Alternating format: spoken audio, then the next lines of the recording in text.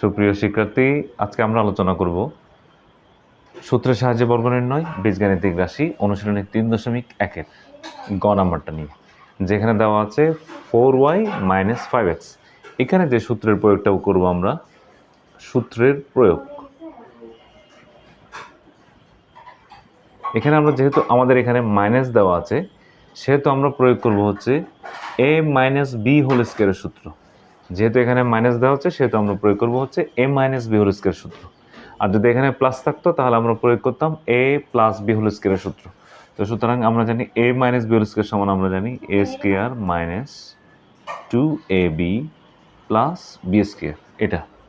তাহলে এক্ষেত্রে আমরা করব হচ্ছে 4y - 5x হোল স্কয়ার সমান, আমরা এখানে পাবো হচ্ছে a - b হোল স্কয়ার সমান পাবো a square - 2ab + b square সমান পাবো 4y হোল স্কয়ার মাইনাস, সূত্রের জন্য 2 আসবে, a এর ক্ষেত্রে হবে 4y ইন্টু b এর ক্ষেত্রে হবে 5x প্লাস আবার b হোল স্কয়ার যেহেতু হবে, সেহেতু হবে 5x হোল স্কয়ার। সুতরাং আমরা 4y হোল স্কয়ার সমান হবে 4y ইন্টু 4y সমান, আমরা পাবো এখানে 4 ইন্টু 4 সমান হবে 16, y ইন্টু y সমান পাবো y স্কয়ার। তাহলে এখানে হবে 16y স্কয়ার মাইনাস, এখানে পাবো 2 ইন্টু 4 8, 8কে 5 দ্বারা গুণ করলে হবে 40।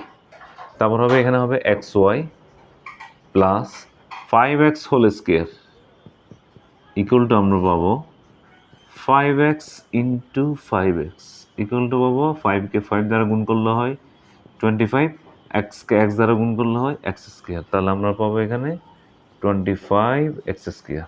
তা আমাদের আনসারটা দাঁড়ায়